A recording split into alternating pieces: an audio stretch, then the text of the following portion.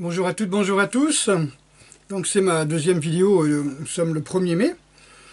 Je viens de revoir la vidéo du professeur Raoult, où la journaliste arrête pas d'essayer de lui faire perdre pied. Par exemple, s'il dit « Oh, je ne crois pas que... » Ah, vous ne croyez pas? Oui, parce que ça et ça. Ah bon, et pourquoi? C'est vraiment le... Voilà, c'est... Alors, moi, je me serais levé, j'aurais foutu une baffe. Voilà, donc j'ai réussi à poster ma vidéo de ce matin. Est-ce qu'il y a des pubs? Est-ce qu'il n'y a pas de pubs? J'en sais rien. Comment ça se cunille? Je sais pas. Franchement, je sais plus comment tout ça marche. Mais il y a bien... vu que la vidéo, ça faisait... Je l'avais même pas vue, moi. C'est-à-dire, je l'avais même pas...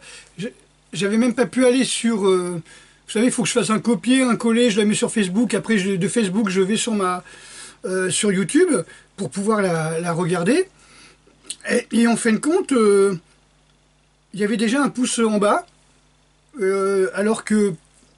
Et puis il y avait deux personnes qui avaient regardé dans le sens où c'est surveillé, quoi. Mais voilà, il y a des gars, je sais plus, dès que la vidéo paraît, hop, j'aime pas. Ils la regardent pas, puisque la vidéo fait presque une demi-heure, et ça faisait même pas 10 secondes que la vidéo était en ligne. Mais ils aiment pas, je cherche pas. C'est le genre de personnes qui ne vivent que pour faire chier les gens. Et puis, bon, là, s'il y a des pubs, est-ce qu'il n'y a pas de pubs, je pense que ces gens-là qui me critiquent, qui me connaissent pas, qui m'ont jamais vu, qui m'ont jamais rencontré, qui se permettent de donner leur avis. Par exemple, sur ma coiffure. Non, je ne me teins pas les cheveux. Je n'ai jamais teint, je n'ai jamais fait de teinture de mes cheveux. J'ai mis de l'eau. Vous voyez, c'est... Ah, t'as mis du blanc sur ta barbe, t'as mis tu t'éteins les cheveux, avant t'avais les cheveux blancs. J'ai toujours les cheveux blancs sur le côté, très peu. Voilà, donc j'ai quand même un peu étudié la chose. J'ai une mère qui est coiffeuse. Donc, quand on parle de calvitie ou de cheveux blancs, en médecine chinoise, on parle d'inflammation du cerveau. On dit par exemple que la calvitie, les cheveux blancs, c'est une dégénération du système cérébral, le système nerveux cérébral, donc des neurones. Et ça me rappelle quelqu'un que j'ai connu en 88, je crois, ou 89 à Paris, qui se disait un grand ninja, qui commençait déjà à 25 ans à avoir des cheveux blancs. Bon. Ça veut dire ce que ça veut dire. Et ça l'a pas, comment on peut dire, ça l'a pas encouragé à arrêter la coke. Hein. Au contraire, il s'est fait virer du Japon à cause de ça. Voilà, donc je vais essayer de faire une vidéo assez courte. Malheureusement, elle va être longue parce que j'ai beaucoup de notes. Hein. J'ai pas retrouvé la vidéo du professeur Joyeux. Je vais passer une demi-journée à la chercher. Elle était sur Watch, je crois. Très intéressante, mais franchement, il était 2 h du matin et j'en pouvais plus. Je m'étais levé très tôt, j'avais très peu dormi et j'ai préféré aller me coucher, quoi. Donc j'avais mis en mémoire, mais je pense que ça, quand c'est du Watch comme ça, mon historique ne le prend pas. Enfin bref. Donc ce que disait déjà le docteur Joyeux hier, c'est que les tests seront pratiquement tous positifs. Donc il faut arriver à lire derrière comment ça se fait que certains fabriquent des tests qui sont toujours positifs. On vous fait un test, voilà, c'est vous prenez le vaccin ou pas, quoi, ou vous sortez pas. C'est encore une politique pour vendre un vaccin. Vous allez voir, le vaccin, le professeur Raoult, il rigole bien. Voilà, donc on aura tous des morceaux de Covid. Hein. On a les morceaux de Covid depuis une dizaine d'années. On a des morceaux de Covid chaque année qui se promènent comme ça.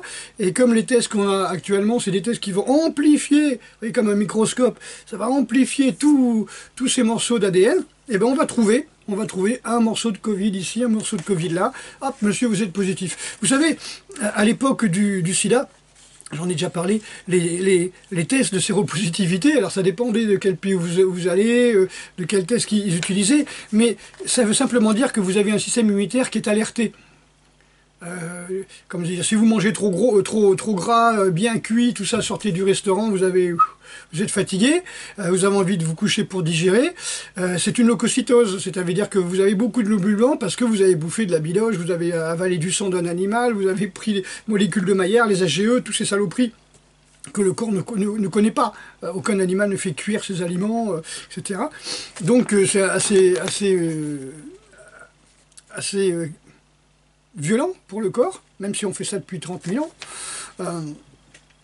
il faut voir que voilà, il faut voir que ça va faire monter votre taux de globules blancs, donc vous serez séropositif. C'est ça que ça veut dire séropositif.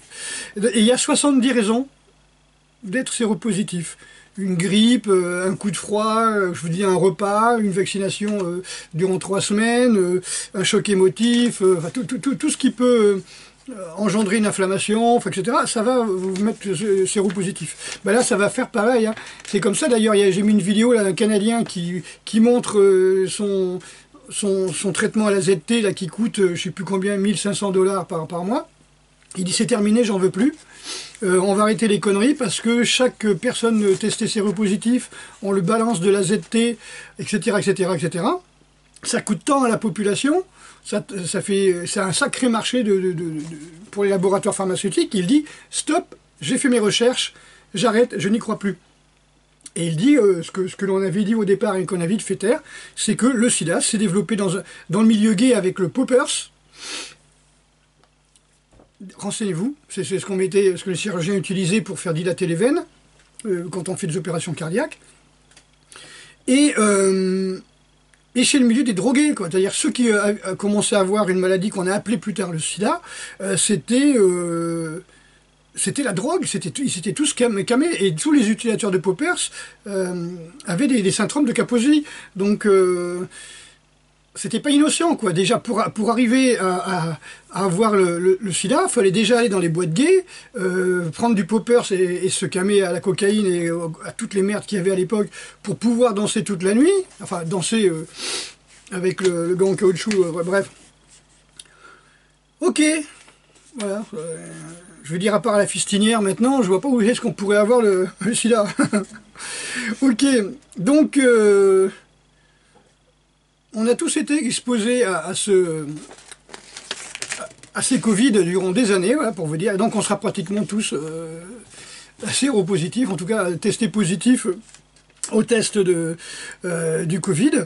Et tout ça, le truc, c'est de nous imposer, enfin de nous faire peur déjà, et après nous imposer une maladie, et un vaccin, pardon. Et comme on le sait maintenant, c'est plus les traitements qui tuent que les maladies par elles-mêmes. La maladie étant un réflexe de l'organisme pour se défendre de quelque chose, quoi. Mais bon, je pense que quand même, on est en 2020, on commence à comprendre que la maladie, c'est simplement le corps qui la fabrique. Comme le virus qu'on a dans le sang, souvent, c'est les cellules qui éjectent ça. C'est les cellules qui éjectent face à une inflammation due aux ondes, due au stress. Quand vous avez des stress, vous avez des virus, vous fabriquez des virus. Hein.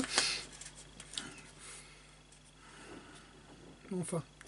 Voilà, donc ce que disait le professeur Raoult, c'est que le Covid-19 est une maladie, on va dire, enfin, est un virus à très faible mortalité, 0,3 à 0,5%. Donc arrêtez avec 14-25%, c'est faux, c'est faux.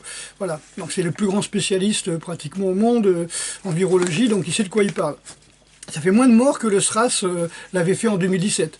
Et beaucoup moins que la grippe en 2008, etc., etc., etc. Et il explique que le personnel soignant de chez lui a été exposé aux malades du Covid-19, hein, et donc 5000 personnes, il a traité 5000 personnes du Covid-19, et qu'ils ont testé le personnel soignant, il n'y a pas de réponse immunitaire particulière. Ils n'ont pas créé d'anticorps particuliers. Pour dire à quel point l'organisme, le Covid, il n'en a rien à foutre, quoi. Ça va vraiment que sur les personnes très très malades. Donc, ce qu'on appelle la sérocohérence, c'est 3%, quoi. C'est-à-dire qu'ils n'ont pas été impactés plus que la population, quoi. C'est-à-dire ils ne font pas, on peut dire, une défense immunitaire à plus de 3%, quoi. Ils vont pas réagir, quoi. Leur système immunitaire ne va pas réagir. Alors, je voulais vous montrer ce schéma qui vient de Science Avenir, hein. Je pense que ça viendra dans vos kiosques bientôt. Vous voyez ce schéma-là? Je vais le poster sur ma page Facebook. Vous voyez, ce sont les alvéoles pulmonaires. Donc il vous explique que le SRAS s'attaque directement aux alvéoles pulmonaires. Encore, en proliférant, le virus détruit les cellules alvéolaires et produit un fluide de déchets métaboliques qui réduit la capacité des alvéoles à oxygéner le sang. Dans le même temps, le système immunitaire, macrophages et cytokines, tente de s'en débarrasser. Ça, c'est quand on commence à avoir à choper le virus. Et ensuite, quand le syndrome respiratoire aigu sévère, le SRAS, les alvéoles sont noyées par le fluide, interrompant la fonction pulmonaire et l'oxygénation du sang. Donc je vous remonte les alvéoles pulmonaires, vous voyez.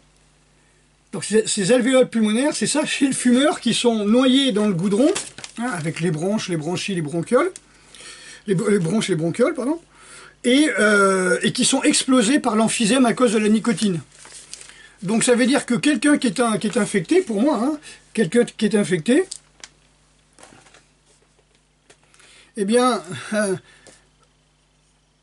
il lui restera toujours des alvéoles pulmonaires pour pouvoir s'en sortir et durer un petit peu longtemps avec le virus jusqu'à temps que son corps réagisse et se défende.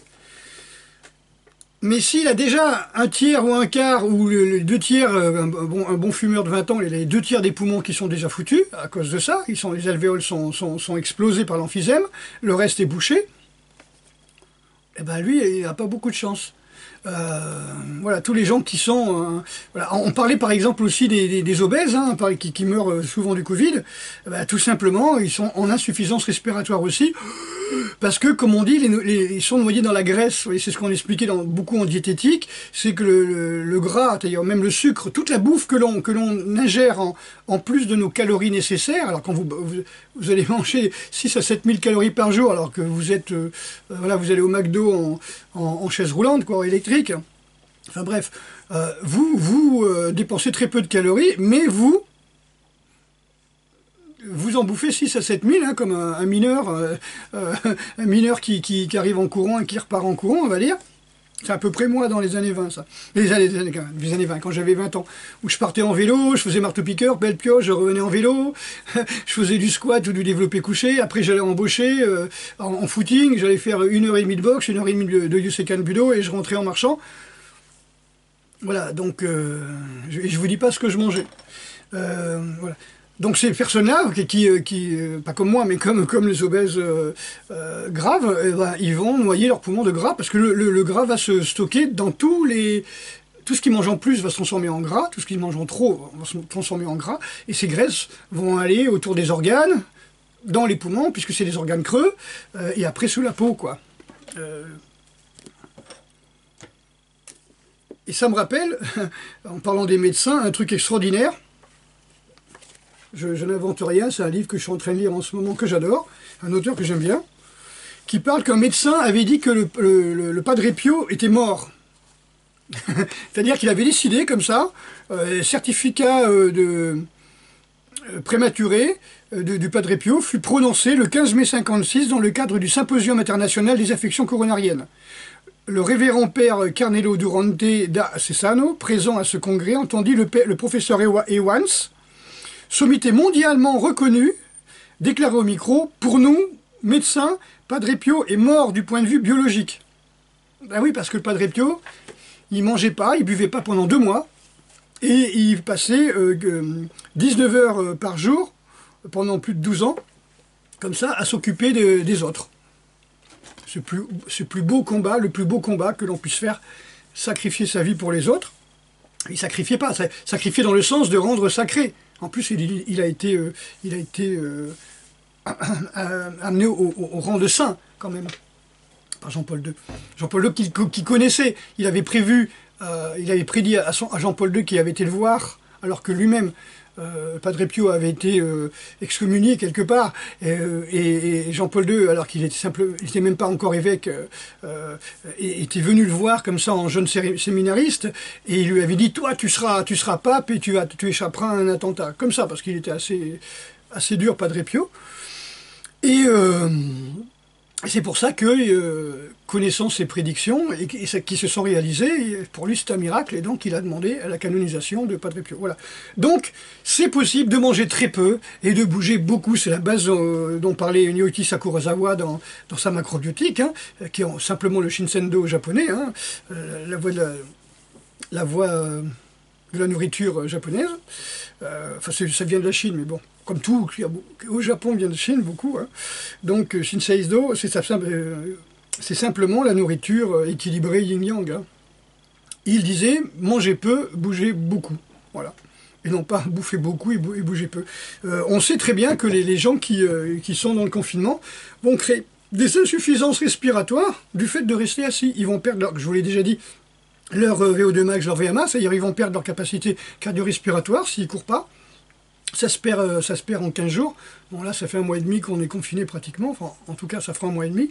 Si les gens ne sont pas mis à faire du HIIT ou du footing tous les 2 jours, ils ont perdu leur capacité cardio-respiratoire. Donc, vaut mieux pas qu'ils chopent le Covid. Bien que c'est 0%, 0,3% mortel, quelque part. Voilà. Donc, je continue ce que explique le professeur Didier Raoult. Le coronavirus n'est pas vraiment contagieux, il n'est pas vraiment si contagieux. Il explique par exemple que la rougeole et la variole, ça c'est une maladie qui est vraiment contagieuse. On appelle ce qu'on appelle le R0. C'est-à-dire le R0, c'est le coefficient, on va dire, de contagion. Hein, avec la rougeole ou la variole, une personne contaminée peut contaminer entre 12 et 20 personnes. Avec le corona, le Covid-19, entre 2 et 2,5. Et on vous dit que c'est très contagieux. Et ça tue 0,5 maximum %. Et on vous dit que c'est très mortel. Alors que ces maladies-là, elles vont tuer 12%, 15%, voire 60% des gens qui l'ont, quoi. Et après, il explique qu'il y aura beaucoup moins de cas que la grippe. Il dit, vous allez voir, il va avoir sa Légion d'honneur. Hein, parce que là, franchement, tout ce qu'il dit, pour le moment, c'est ça. Alors, quand on lui demande est-ce que il faut faire un vaccin, il dit bah, les vaccins ont beaucoup d'effets secondaires, donc ça peut être plus dangereux que le Covid par lui-même. Hein. C'est sûr que balancer des morceaux de virus, balancer d'aluminium et du mercure dans le sang, forcément, ça peut être plus dangereux que d'avoir le Covid. Hein. Enfin bref, vous allez voir tout à l'heure. On dirait une opération pour tuer les vieux, parce que quand on balance, quand on balance du mercure, de l'aluminium comme ça dans le sang, ben, c'est des neurotoxiques, au bout d'un moment vous avez Alzheimer et Parkinson, hein, on va dire. Donc il dit, voilà, que donc, et puis en plus c'est complètement dangereux et idiot de faire un vaccin, parce que tout virus est en cloche, c'est-à-dire vous avez une durée de vie et la vie se casse, enfin la durée de vie, c'est-à-dire qu'ils ne peuvent plus se multiplier, donc ils meurent. Généralement, c'est là que les labos sortent les vaccins, en disant « Nous avons vaincu la variole parce qu'on a vacciné ». Alors que dans la réalité, je ne me rappelle plus, je crois que c'est aux Philippines, ils avaient 10% ou 5% de cas de variole. Quand ils ont vacciné l'année après, ils avaient 95% de variole. Donc c'est quand même, c'est pas n'importe quoi. Cherchez, vous le trouverez. Hein. J'ai participé à beaucoup comme on a pendant 10 ans, à des conférences sur ça, hein, donc sur la médecine. Donc, il dit qu'on est vraiment en bas de la cloche, que le SRAS, par exemple, s'est arrêté en juillet 2003, il n'est jamais revenu. Donc faire maintenant un vaccin, commencer à faire un vaccin qui sera prêt peut-être au mois de décembre ou l'année prochaine, pour un virus qui ne se représentera pas, en tout cas pas sous cette forme, ne sert strictement à rien. Donc c'est peut-être pour ça qu'ils veulent faire peur, des contrôles, des tests pour balancer leur vaccin, puisqu'ils savent, c'est foutu, c'est trop tard, le virus il est mort, le virus c'est terminé. Alors on vous parle de deuxième vague, alors il dit, la deuxième vague c'est de la science-fiction. Le professeur Raoult, virologue, le numéro pratiquement 1 mondial, vous dit c'est de la science-fiction. Les médias, les politiques utilisent le fantasme de la grippe espagnole. C'est un épouvantail, il appelle ça un grand guignol. Ouais. Alors, ce qu'il explique, par exemple, pour la deuxième vague de la grippe espagnole, c'est que ceux qui sont morts de la grippe espagnole ne sont pas morts de la grippe espagnole. Vous savez, la grippe, elle affaiblit l'organisme. Donc si vous avez autre chose, bah, évidemment, vous mourrez. Comme là, le SRAS va affaiblir l'organisme des gens qui ont 2 cancers, une insuffisance respiratoire, une obturation cardio-respiratoire, enfin bref, les BPCO, là. Donc déjà, ils ont déjà quelque chose. C'est comme si vous avez 20 kilos dans les poches et quelqu'un arrive et vous fout 10 kilos de plus. Bah, c'est trop. Et ben là, c'est pareil. Donc, ceux qui sont morts de la grippe espagnole, en fin de compte, sont morts d'infections diverses que l'on peut guérir aujourd'hui. Donc, même si la grippe espagnole revenait aujourd'hui, tous ces hémorragies, je ne sais plus comment il expliquait, toutes ces inflammations, infections, on a les anti-inflammatoires, on sait guérir tout ça. Donc, faut arrêter de regarder les infos, les fake news. Là, je crois que le professeur Raoult, boum, quoi, tout comme on disait que les labos pharmaceutiques, maintenant, ils se cassent la gueule du fait que les gens peuvent se renseigner. Mais comme je vous ai dit hier, il y a des conditions maintenant. Hein. Faut pas dire de choses comme ci, faut pas dire de choses comme ça. Faut faire très attention. Sinon, bah, vous pouvez plus publier vos vidéos. Voilà. Donc ça, c'est ce que disait le professeur Raoult, qu'en fin de compte, eh ben, quand quelqu'un avait la grippe espagnole et mourait d'une, je sais pas moi, d'une hémorragie interne et machin comme ça, ben, en fin de compte, maintenant, on peut guérir tout ça, quoi. Donc, une chose qui m'a interpellé aussi, c'est le syndrome de Kawasaki. Le professeur Raoult, au début de son interview, dit ben voilà, il y a de plus en plus d'inflammation, il y a de plus en plus d'allergies, etc. On ne sait pas.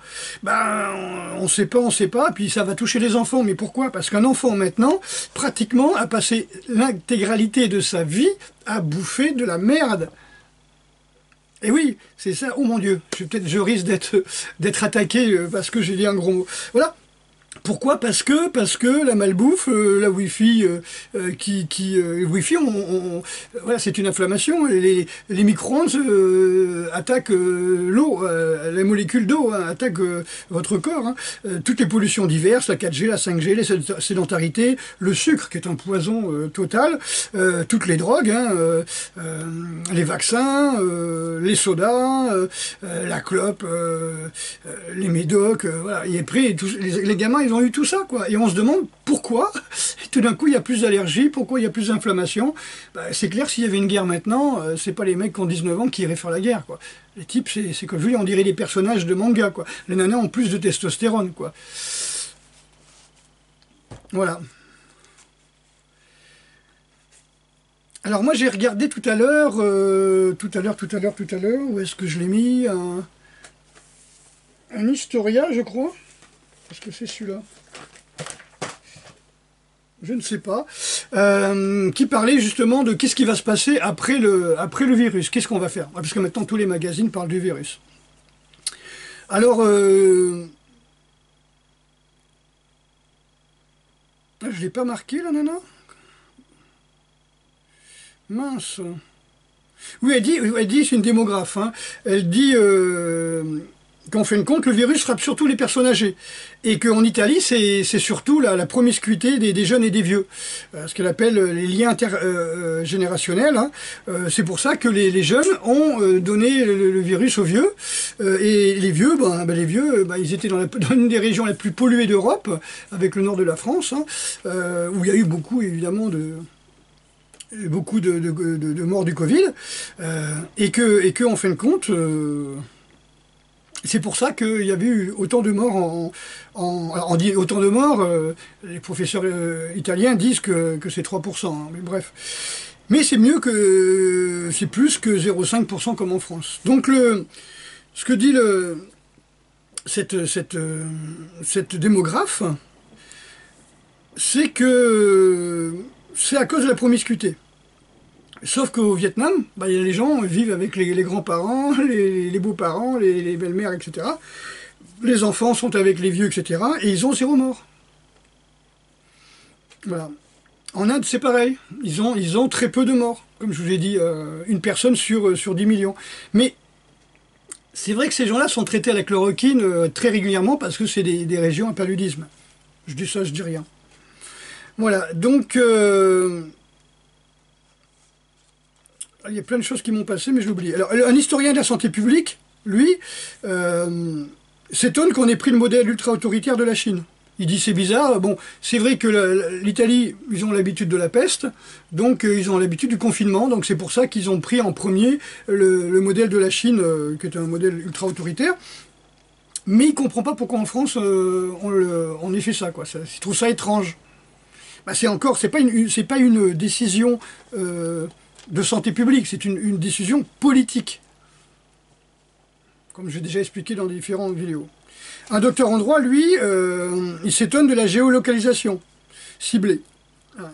Il dit qu'il y a des risques de dérive. et il craint que ces dispositions exceptionnelles durent. Hein, vous savez, le provisoire qui dure, hein, c'est comme le Patriot Act après le 11 septembre en 2001, il devait durer 4-5 ans, il est toujours là, hein, 19 ans après. Donc, bah oui, tant que ça marche.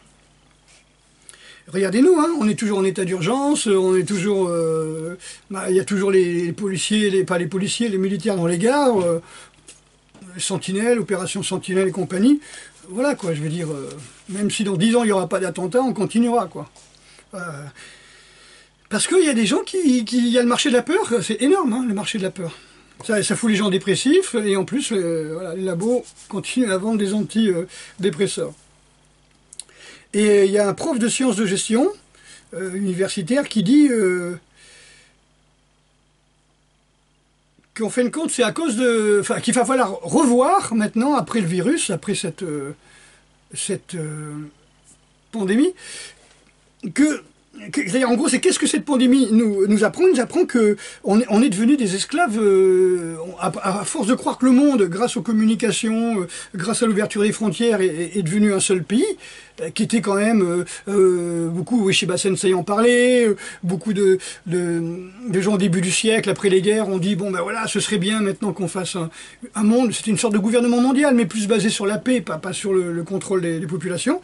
Tandis que là, il a dit en gros que la délocalisation des usines, des industries, alors aéronautique, automobile, pharmaceutique, hein, on a ça au Maroc, en Chine, au Bangladesh, etc.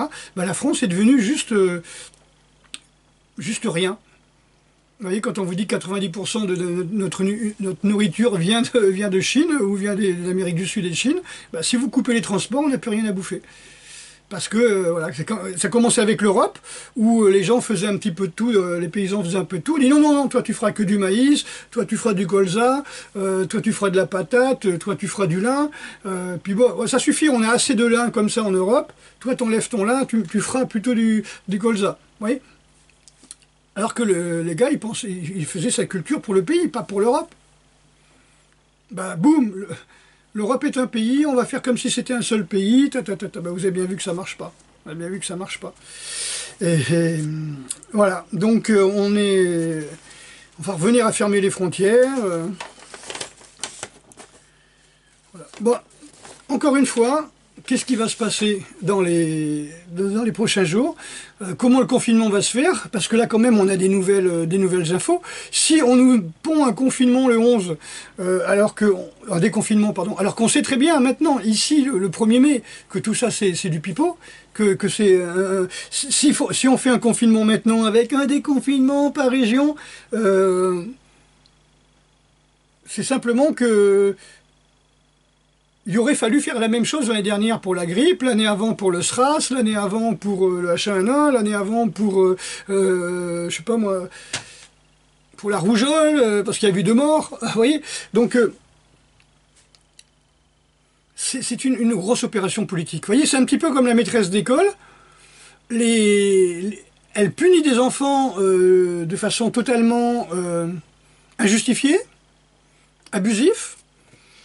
Et elle dit, bon maintenant vous allez sortir, mais 2 par 2. Parce que s'ils sortent tous ensemble, ils lui sautent dessus, et puis, vous voyez, donc elle sort de la classe, elle dit, bon, vous allez sortir 2 par 2, vous rentrez chez vous, dans 10 minutes vous sortez, pour pas qu'elle se retrouve devant une classe de 30 élèves qui la caillasse, quoi. Moi j'ai l'impression que c'est exactement ce qui se passe. Je pense... Au début, ils attendaient le vaccin, mais là, le professeur Rao a bien expliqué que le vaccin ne sert à rien. D'abord parce que le virus est mort, c'est fini, c'est terminé, et parce qu'il n'y aura pas de deuxième vague. Et puis, même s'il y aurait une deuxième vague, ben, ce serait un virus muté, donc ce vaccin ne servirait à rien, un petit peu comme les grippes chaque année. On vaccine des gens de la grippe de l'année avant, et c'est la grippe à muter. Donc ça sert à rien, ça fait plus de morts qu'autre chose. Hein. Ça a été prouvé. Hein, je vous l'ai expliqué. Ils avaient vacciné 90% de la population. Je sais pas si c'était en Finlande, enfin dans un pays du nord de l'Europe. Et tous ceux qui étaient vaccinés avaient chopé la grippe, quoi, à 90%, quoi. Et les 10% qui n'étaient pas vaccinés n'avaient pas chopé la grippe. Enfin bref, c'est un exemple. Hein. Comme on dit, la grippe, si vous la traitez, elle dure 1 semaine. Si vous la traitez pas, elle dure 7 jours. On m'a toujours dit ça. Voilà, la sagesse des anciens. Voilà, donc je pense effectivement que au début le gouvernement attendait un vaccin et maintenant le gouvernement il attend que les gens se calment et qu'ils fassent la promesse de fermer leur gueule et de pas les mettre leur tête au bout d'une pique. Moi je le sens plus comme ça, vous voyez. Ils ont peur quoi. Ben oui, il y a des tas de procès qui sont en cours, hein, renseignez-vous. Pas que simplement Bill Gates, pas forcément Zuckerberg, je sais pas qui s'appelle, mais il y a pas forcément la famille Clinton avec sa société là, je sais pas comment ça s'appelle ça. Sa fondation, mais il y a beaucoup de gens qui, après l'affaire Epstein et compagnie, commencent à se chier dessus. Et les procès arrivent là. Les procès arrivent. Croyez pas, hein, tout ça c'est lié, hein, tout ça c'est lié. Hein. Pour noyer le poisson, parce que là, il n'y a pas un magazine qui ne parle pas de Covid. Hein. Ça me rappelle l'élection présidentielle avec Macron. Il n'y a pas un magazine dans les magasins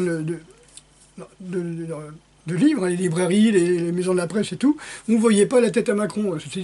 C'est vraiment de l'hypnose. Hein. Ben là, c'est pareil, hein, il n'y a pas une couverture de magazine scientifique qui ne parle pas du Covid. Voilà. Alors le professeur Henri Joyeux, lui, il disait si vous sentez que vous avez une toux sèche, commencez à avoir le Covid, avec un peu de fièvre, ben, faut boire beaucoup d'eau chaude. Parce que dans les voies respiratoires, le Covid, il meurt à 28 degrés, quoi. Voilà, un truc dans ce style-là, quoi. 26-27 degrés, vous voyez. Voilà, donc là, je suis sur son site, docteur Henri Joyeux, qui donne des conseils, hein, voilà, de boire chaud, pour pouvoir contrer un virus qui meurt à 26-27 degrés, donc il va mourir là, il va mourir. De toute façon, c'est ce que dit le professeur Henri, il est fini. Je veux pas que cette vidéo soit trop longue, tout ce que je veux vous dire c'est... faut arrêter de flipper, et comprendre qu'on s'est bien fait avoir, et que voilà, faut arrêter maintenant de dire... d'incriminer les gens qui disent la vérité, quoi. Parce que ça va devenir, on va le savoir que c'est ça. 90% de la population sauront que c'est la vérité. Cette histoire de tous les virus ont une durée de vie. Généralement, les gens vaccinent à la fin pour faire croire que c'est leur vaccin qui ont sauvé l'humanité. Ils se frottent les mains, ils ont fait du pognon. Voilà, tout ça, c'est mené par les labos. Et puis les réseaux dont on parlait. Allez, à bientôt. Et bonne journée.